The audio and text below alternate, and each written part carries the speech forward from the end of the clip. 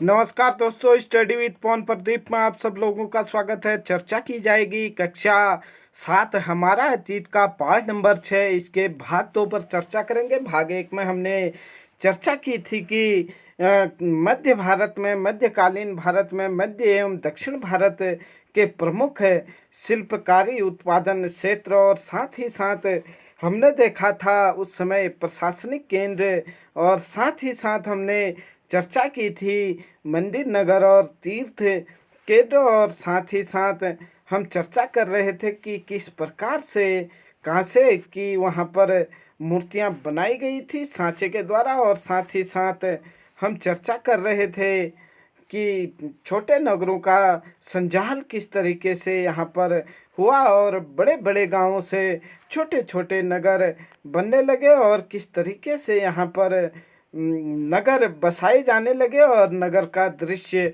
आप लोगों ने देखा। और साथ ही साथ कर किस प्रकार से लिए जाते थे, इस पर हमने चर्चा की, और बड़े और छोटे व्यापारियों के विषय में भी हमने चर्चा की। आज इससे आगे हम और चर्चा करेंगे। आइए चर्चा को देखते हैं कि किस तरीके से नगरों में शिल्प कला विकसित हुई। आइए चर्चा को प्रारंभ करते हैं। बीदर के शिल्पकार तांबे तथा चांदी में जड़ाई के काम के लिए इतने अधिक प्रसिद्ध थे कि इस शिल्प का नाम बीदर ही पड़ गया। जो बीदर के शिल्पकार थे वह तांबे और चांदी की जड़ाई के लिए इतने प्रसिद्ध थे कि इस शिल्प का नाम ही क्या पड़ गया, बीदर ही पड़ गया। पांचाल अर्थात विश्वकर्मा समुदाय जिसमें सुनार, केसरी, लोहार, राजमिस्त्री और बढ़ई शामिल थे, मंदिरों के निर्माण के लिए आवश्यक थे।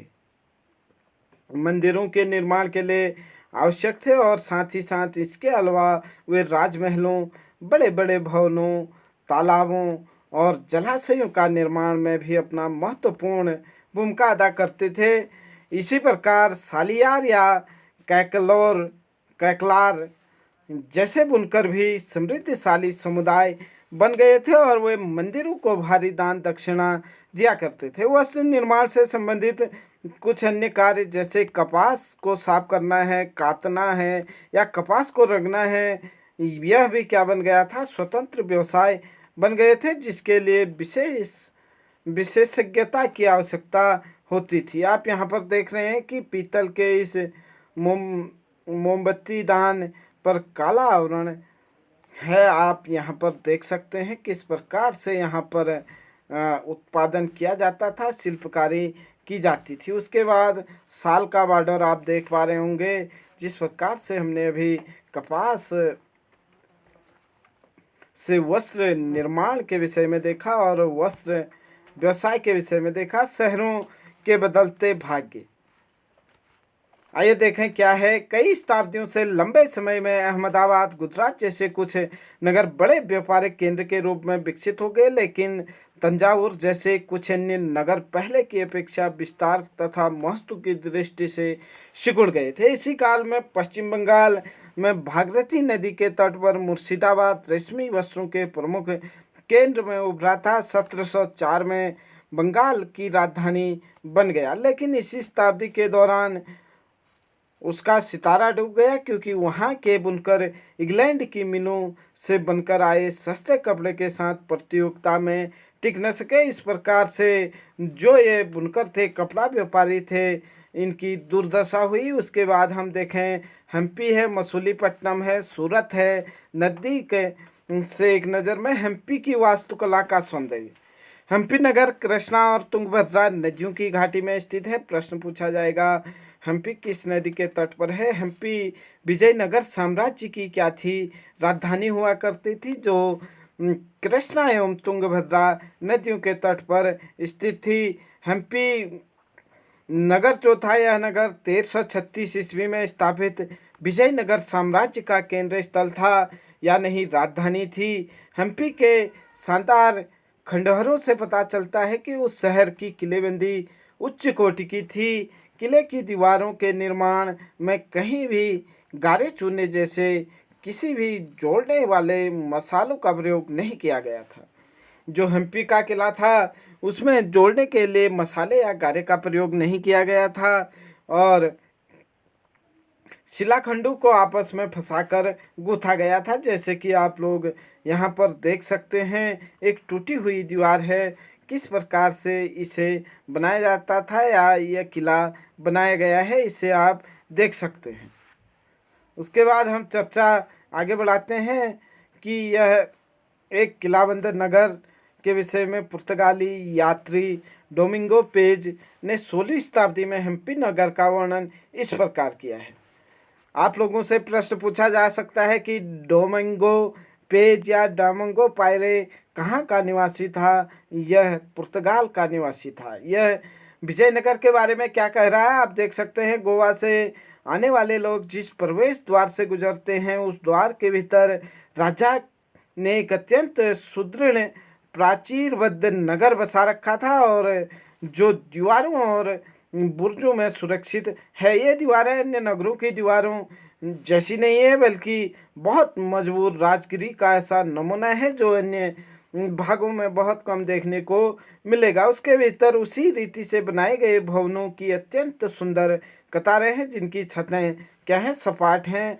डोमिंगो पायस ने यह लिखा है। डोमिंगो पेज जो पुर्तगाली यात्री था, उसने विजयनगर साम्राज्य के विषय में लिखा है। अपने शासनकाल में विजयनगर के शासकों ने जलाशयों और नहरों के निर्माण में काफ़ी रुचि ली। मालदेवी नदी के ऊपर 1.37 किमी लंबे मिट्टी के बांध वाले अनंतराज सागर जलाशय का निर्माण हुआ। कृष्णदेवराय ने 2 पहाड़ियों के बीच विशाल प्रशस्त बांध निर्माण विजयनगर के निकट निर्माण कर एक विजयनगर के निकट एक विशाल झील के निर्माण के लिए किया, जहां को जल सेतु और नहरों द्वारा बगीचों और खेतों की सिंचाई के लिए पहुंचाया जाता था। कृष्णदेवराय के दरबार में 8 तेलुगु कवि रहा करते थे। आइए जाने हम्पी के विषय में। हम्पी की वास्तुकला विशिष्ट प्रकार की थी। वहाँ शाही भवनों में भव्य मेहराब और गुंबद थे, वही स्तंभों वाले विशाल कक्ष थे जिसमें मूर्तियों को रखने के लिए आले बने हुए थे। वहाँ सुनियोजित बाग बगीचे भी थे जिसमें कमल टोडो की आकृति वाले मूर्तिकला के नमूने थे। 15वीं-16वीं शताब्दी के अपने समृद्ध काल में हम्पी कई वाणिज्यिक और सांस्कृतिक गतिविधियों से गुंजायमान रहता था। उन दिनों हम्पी के बाज़ारों में मुस्लिम सौदागरों, चेटियों, पुर्तगालियों जैसे व्यापारियों के एजेंटों का जमघट लगा रहता था। मंदिर सांस्कृतिक गतिविधियों के केंद्र होते थे। देवदासियां विरूपाक्ष शिव मंदिर के अनेक स्तंभ वाले विशाल कक्षों में देव प्रतिमा राजा तथा प्रजाजनों के समक्ष नृत्य किया करती थी। महानवमी पर्व जो आज दक्षिण भारत में नवरात्रि पर्व कहलाता है, उन दिनों हम्पी में एक अत्यंत महत्वपूर्ण पर्व माना जाता था। 15वीं-16वीं शताब्दी में पुरातत्वविदों ने उस महानवमी मंच को खोज निकाला है जहां राजा अपने अतिथियों का स्वागत सत्कार करता था। यहाँ पर आप हम्पी के विट्ठल मंदिर का पत्थर का बना रथ देख सकते हैं। हम्पी के जो रथ मंदिर हैं उसमें से एक विट्ठल बाबा का जो मंदिर है, यह आप लोगों के सामने है। आइए चर्चा को आगे बढ़ाते हैं।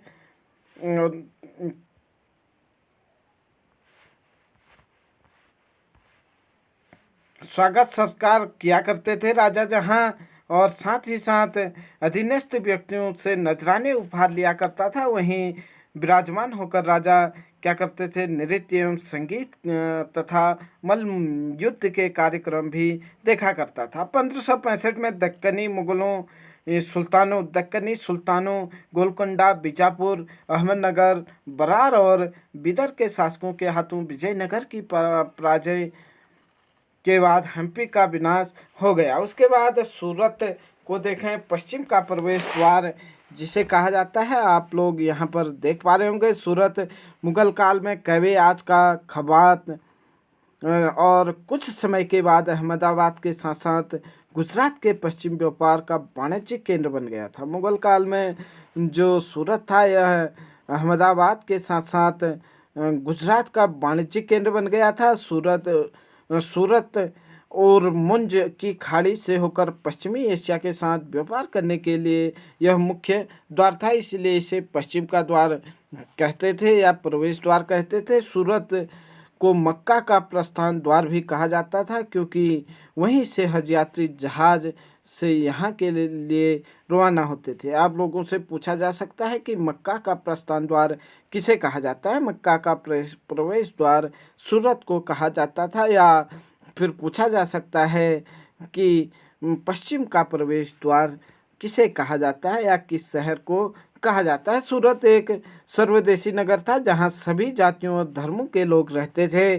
17वीं शताब्दी में वहां पुर्तगाली, डचों और अंग्रेजों के कारखाने एवं माल गोदाम थे। अंग्रेज इतिहासकार ओविंटन ने 1689 में सूरत बंदरगाह का वर्णन करते हुए लिखा है कि एक वक्त पर भिन्न भिन्न देशों के औसतन 100 जहाज इस बंदरगाह पर लंगर डाले खड़े रहते थे। मतलब किस तरीके से एक व्यस्ततम शहर था और कितने व्यापार यहाँ से कितने देशों को किया जाता था। आप यहाँ पर देख पा रहे होंगे कि एक देश के औसतन यहाँ पर 100 जहाज हुआ करते थे और विभिन्न देशों के लोग यहाँ पर रहते थे या आते थे व्यापार के लिए। सूरत में ऐसी अनेक दुकानें थी जो सूती कपड़ा थोक और फुटकर कीमतों पर बेचती थी। सूरत के वस्त्र अपने सुनहरे गोटा किनारियों जारी के लिए प्रसिद्ध थे और उनके लिए पश्चिम एशिया, अफ्रीका और यूरोप में बाजार उपलब्ध थे। राज्य ने विश्व के सभी भागों से नगर में आने वाले लोगों की आवश्यकताओं को पूरा करने के लिए अनेक विश्राम गृह बना रखे थे। आप देख सकते हैं कि किस तरीके से वहाँ पर लोग रह सकते थे। वहाँ भव्य भवन और असंख्य मनोरंजक स्थल भी थे। सूरत में काठियावाड़ी सेठों तथा महाजनों की बड़ी बड़ी साहूकारी कंपनियां थी। उल्लेखनीय है कि सूरत से जारी की गई हुडियों को दूर दूर तक मिस्र में काहिरा, इराक में बसरा और बेल्जियम में एंटवर्प के बाज़ारों में मान्यता प्राप्त थी।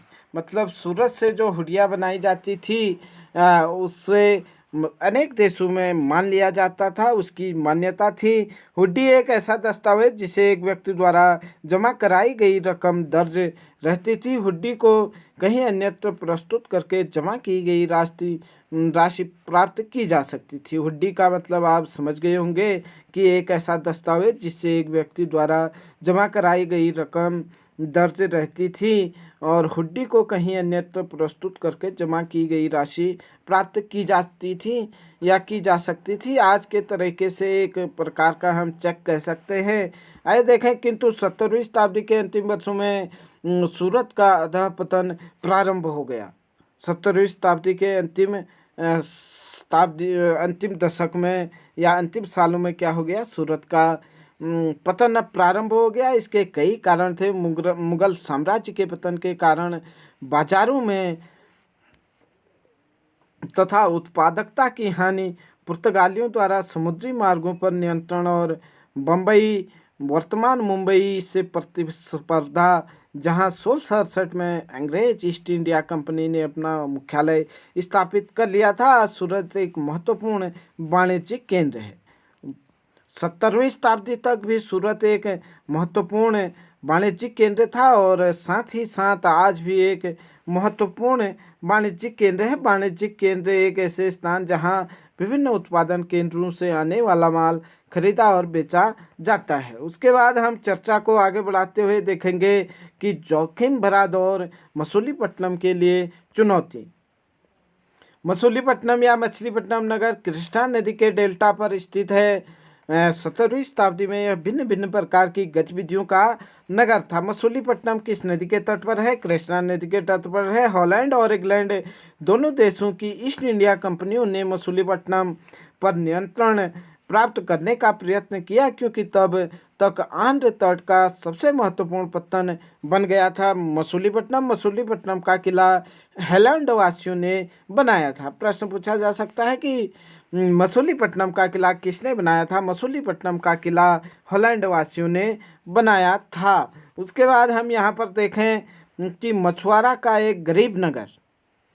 अंग्रेजी ईस्ट इंडिया कंपनी ने एक गुमास्ते विलियम मैथवर्ल्ड ने 1620 में इन शब्दों से मसूलीपट्टनम का वर्णन किया है। यह गोलकुंडा का एक मुख्य पत्तन है। मसूलीपट्टनम के बारे में बताया है कि यह गोलकुंडा का एक प्रमुख पत्तन है, छोटा बंदरगाह है। जैसे कि हम बार बार बताते आए हैं अपने पिछले चर्चाओं में, पत्तन का मतलब छोटा बंदरगाह, जहां परम पूज्य ईस्ट इंडिया कंपनी अपना एजेंट रखता है।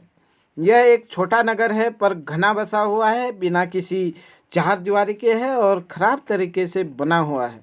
नहीं, यह अच्छी जगह स्थित है। इसके सभी जल स्रोत खारे पानी के हैं। पहले यह एक गरीब मछुआरा नगर था। आगे चलकर यहाँ जहाज़ों के लिए लंगर डालने की सुविधा हो गई, जिससे व्यापारी लोग यहाँ रहने लगे। और चूंकि हमारे तथा हॉलैंड के निवासी यहाँ इस तट पर आते जाते रहते हैं, यह उनके लिए निवास की व्यवस्था करता है। अंग्रेज़ों और हॉलैंड वासियों ने मसूलीपट्टनम में अपनी बस्तियां बसाने का निर्णय क्यों लिया, इस पर हम अभ्यास प्रश्नों के साथ चर्चा करेंगे। आगे देखेंगे। गुमास्ता मतलब यूरोपीय ट्रेनिंग कंपनी की व्यापारिक गतिविधियों के लिए प्रभारी अधिकारी। गुमास्ता का मतलब जो यूरोपीय कंपनियां थी उनका व्यापारिक गतिविधियों के लिए जो अधिकारी था, व्यापारियों को जो ट्रेनिंग देता था। उसके बाद देखें कि किस प्रकार से मसूलीपट्टनम गोलकुंडा के कुतुबशाही शासकों ने कपड़ों, मसालों और अन्य चीज़ों की बिक्री पर शाही एकाधिकार लागू किया था। आप लोगों से पूछा जा सकता है कि गोलकुंडा में किस प्रकार का शासन चलता था। गोलकुंडा में कुतुबशाही शासन चलता था, जिससे कि वहाँ का व्यापार पूरी तरह ईस्ट इंडिया कंपनी के हाथ में न चला जाए। विभिन्न व्यापारी समूहों, गोलकुंडा के कुलीन वर्गों, फारसी सौदागरों, तेलुगु, कोमटी चेटियार और यूरोपीय व्यापारियों ने नगर को घनी आबादी वाला और समृद्धिशाली बना दिया। जब मुगलों ने गोलकुंडा तक अपनी शक्ति बढ़ा ली तो उसके प्रतिनिधि सूबेदार मीर जुमला ने, जो स्वयं एक सौदागर था, हॉलैंड वासियों और अंग्रेजों को आपस में भिड़ाना शुरू कर दिया। 1686-87 में मुगलों का बादशाह औरंगजेब ने गोलकुंडा को मुगल साम्राज्य में मिला लिया। प्रश्न पूछा जा सकता है कि गोलकुंडा को मुगल साम्राज्य में कब मिलाया गया। 1686-87 में किसने मिलाया? औरंगजेब ने। अब यूरोपीय कंपनियों के सामने अन्य विकल्प ढूंढने की समस्या खड़ी हुई। कंपनी की नई नीति के अंतर्गत केवल इतना ही पर्याप्त नहीं था कि पत्तन भीतरी प्रदेश के उत्पादन केंद्रों के साथ संबंध बनाए रखे, बल्कि इस बात की भी आवश्यकता महसूस की गई कि कंपनी के नए केंद्र एक साथ राजनीतिक, प्रशासनिक, वाणिज्यिक भूमिकाएं भी अदा करें। जब कंपनी के व्यापारी बम्बई वर्तमान मुंबई, कलकत्ता वर्तमान कोलकाता, मद्रास वर्तमान चेन्नई चले गए, तब मसूलीपट्टनम अपने व्यापार और समृद्धि दोनों ही खो बैठा और 18वीं शताब्दी के दौरान उसका अधःपतन हो गया और आज वह एक छोटे से जीर्ण नगर से भी अधिक कुछ नहीं है। आज की अगर बात करें तो मसूलीपट्टनम जो 18वीं शताब्दी में हुआ करता था या 18वीं शताब्दी से पहले हुआ करता था, वह आज जीर्ण शीर्ण अवस्था में है। आइए देखें एक और नगर के बारे में। नए नगर और व्यापारी किस प्रकार से हुआ करते थे। 16वीं और 17वीं शताब्दी में यूरोप के देश व्यापारिक उद्देश्यों से मसालों और कपड़ों की तलाश में लगे हुए थे, जो यूरोप और पश्चिमी एशिया दोनों जगह लोकप्रिय हो गए थे। अंग्रेजों, हॉलैंड वासियों, फ्रांसीसियों ने पूर्व में ही अपनी वाणिज्यिक गतिविधियों का विस्तार करने के लिए अपनी ईस्ट इंडिया कंपनी बनाई। प्रारंभ में तो मुल्ला अब्दुल गफूर और बिरजा बोरा जैसे कुछ बड़े भारतीय व्यापारियों ने, जिनके पास बड़ी संख्या में जहाज थे, उनका मुकाबला किया, किंतु यूरोपीय कंपनियों ने समुद्री व्यापार पर अपना नियंत्रण स्थापित करने के लिए अपनी नौशक्ति का प्रयोग किया और भारतीय व्यापारियों को अपने एजेंट के रूप में कार्य करने के लिए मजबूर कर दिया। प्रारंभ में तो जो ये भारतीय व्यापारी थे, मुल्ला अब्दुल गफूर और बिरजो बोरा, ये क्या किया करते थे, यूरोपीय देशों से व्यापार किया करते थे। लेकिन बाद में अनेक विदेशी कंपनियों ने या जो विदेशी लोग थे, उन्होंने इन्हें अपना एजेंट के रूप में व्यापार करने के लिए मजबूर कर दिया। अंततः अंग्रेज उपमहाद्वीप में क्या हुए, सर्वाधिक सफल हुए और वाणिज्यिक एवं राजनीतिक शक्ति दोनों के रूप में वह उभर कर आए और उभर कर उन्होंने अपनी शक्ति को क्या की, स्थापित किया। वस्तुओं की मांग में तेजी वस्त्रों जैसे वस्तुओं की मांग में तेजी आ जाने से अधिकाधिक लोगों ने कताई, बुनाई, धुलाई, रंगाई आदि का धंधा अपना लिया। इससे इन शिल्पों का बहुत विस्तार हुआ। भारतीय वस्त्रों के रूप, रंग और डिजाइन अधिकाधिक परिष्कृत होते गए, किंतु इस काल के शिल्पकारों की स्वतंत्रता क्या होने लगी, घटने लगी। शिल्पीजन पेशागी की प्रणाली का पर काम करने लगे, जिसका अर्थ यह था कि उन्होंने जिन यूरोपीय एजेंटों से पहले पेशागी ले ली थी, उन्हीं के लिए उन्हें कपड़ा बुनना होता था।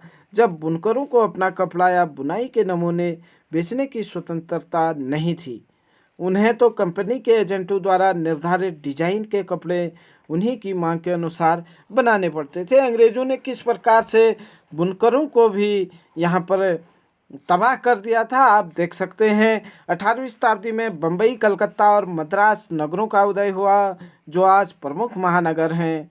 शिल्प और वाणिज्य में बड़े बड़े परिवर्तन आए जब बुनकर जैसे कारीगर तथा सौदागर यूरोपीय कंपनियों द्वारा इन नए नगरों में स्थापित ब्लैक टाउन्स में स्थापित हो गए, तो ब्लैक या नहीं देसी व्यापारियों और शिल्पकारियों को इन ब्लैक टाउन्स में सीमित कर दिया गया, जबकि गोरे शासकों ने मद्रास में फोर्ट सेंट जॉर्ज और कलकत्ता में फोर्ट सेंट विलियम की शानदार कोठियों में अपने आवास बनाए। 18वीं शताब्दी के शिल्प कलाओं तथा वाणिज्य की कहानी हम अगले वर्ष से पढ़ेंगे। आइए देखें उससे पहले कि आप लोग प्रारंभिक 19वीं शताब्दी में मुंबई की एक सड़क को देख सकते हैं। यहाँ पर 19वीं शताब्दी के प्रारंभ में किस तरीके से मुंबई में यहाँ पर आप लोग देख पा रहे होंगे, शानदार कोठियाँ बनी हैं और यहाँ पर अंग्रेज लोग हैं, और साथ ही साथ किस तरीके से यहाँ पर नगर का जीवन आप देख पा रहे होंगे। यहाँ पर लोग किस तरीके से काम कर रहे हैं, ये भी आप देख पा रहे होंगे। वास्को डी गामा और क्रिस्टोफोरस कोलंबस के बारे में अब हम जानेंगे। 15वीं शताब्दी में यूरोपीय नाविकों द्वारा समुद्री मार्ग खोजने के अभूतपूर्व कार्य किए गए। उनमें से अनेक नाविक भारतीय उपमहाद्वीप तक पहुंचने का मार्ग खोजने और मसाले प्राप्त करने की इच्छा से प्रेरित थे।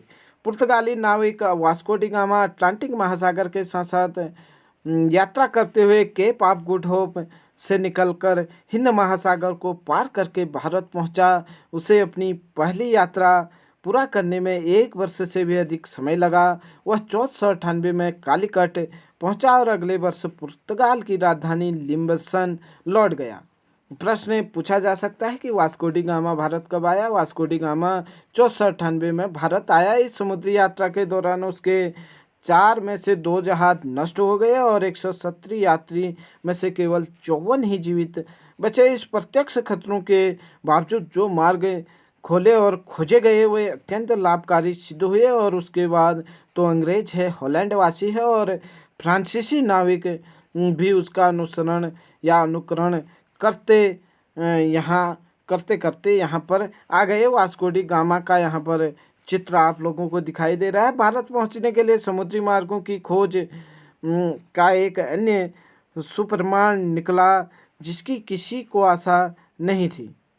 एक इटालीवासी क्रिस्टोफर कोलंबस ने भारत पहुंचने का मार्ग खोजने के लिए अटलांटिक महासागर को पार करके पश्चिम की ओर यात्रा की और निश्चय किया।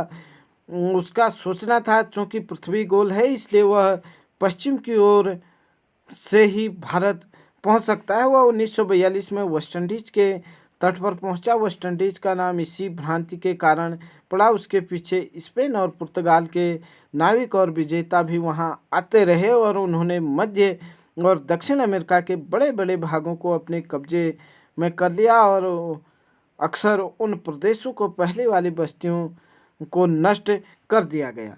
आप लोगों से पूछा जा सकता है कि भारत आने वाला या समुद्री मार्ग से भारत आने वाला पहला व्यक्ति कौन था? तो वो वास्को डी गामा था। या वास्को डी गामा कहाँ का निवासी था? तो आप बता सकते हैं कि वास्को डी गामा पुर्तगाल का यात्री था। इसके बाद हम इसके अगले भाग में चर्चा करेंगे इसके अभ्यास प्रश्नों पर। और अगर आप लोगों को यह चर्चा अच्छी लगी तो आप लोग ज़रूर हमारे चैनल को शेयर कर सकते हैं, सब्सक्राइब कर सकते हैं। जय हिंद, जय भारत।